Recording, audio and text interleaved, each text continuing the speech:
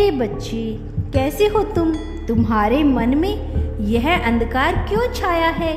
क्यों तुम इतने विचलित हो? मैं तुम्हारी अवस्था से भली भांति परिचित हूँ। मैं जानती हूँ तुम समाज के बीच अपना एक अलग नाम, एक अलग पहचान चाहते हो। अपनी शिक्षा को पूर्ण करने के लिए तुम कठिन तप कर रहे हो, परंतु अब थक गए हो। तुम्हें अब विश्राम चाहिए, तुम्हें अब स्थिरता चाहिए। तुम्हारे मन में हर रोज यह प्रश्न आता है कि माता, और कब तक मुझे यूं ही भागना पड़ेगा? क्या कभी मेरे सपने पूरे होंगे? क्या कभी मैं अपने जीवन, अपने परिवार वालों को वह सुख, वह खुशी दे पाऊंगा जिसके वह हकदार हैं? मेरे बच्चे, चिंतित ना हो। तुम्हारे सपने एक दिन अवश्य पूरे होंगे। तुम्हारे सपनों का बोझ तुम्हारी माता ने अपने कंधों पर ले लिया है। तुम अपने उद्देश्य के बहुत निकट आ गए हो। मेरे बच्चे, मैं देख रही हूँ तुम भीतर से बहुत निराश हो। तुम्हारा मन किसी बात को लेकर बहुत उलझन में है। बात बात पर तुम्हारी आंखों में आंसू आ जाते हैं। बहुत कुछ तुम कहना चाहते हो, किंतु तुम किसी से कह नहीं पाते हो, क्योंकि तुम जानते हो कोई तुम्हारे दुख का साथी नहीं है। तुम्हें किसी से कोई उम्मीद नहीं है।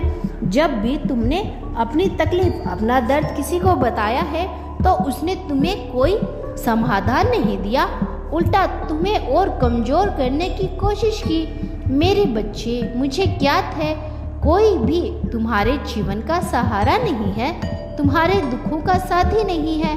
कभी कभी तुम बहुत अकेले पड़ जाते हो, बहुत दुखी हो जाते हो, किंतु मेरे बच्चे, यह दुख नहीं, सुख का विषम है।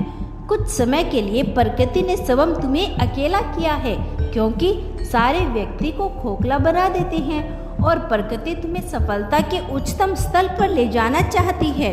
इसीलिए अपनी ताकत के बल पर जीना प्रारंभ करो।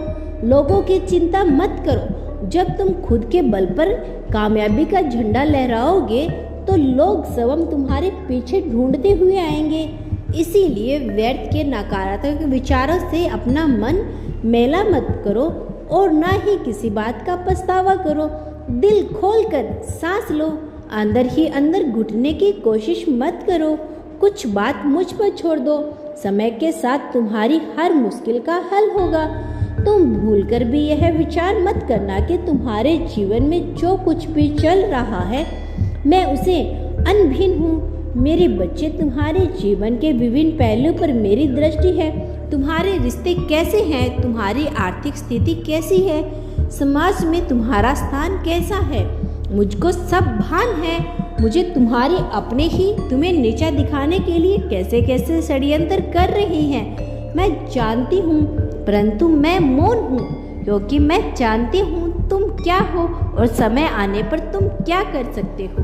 मेरे बच्चे, खुद को पहचानो, खुद को कभी मत खोसो, कभी भी कम मत ताकना। तुम में अपार शक्ति और ज्ञान का भंडार छुपा है।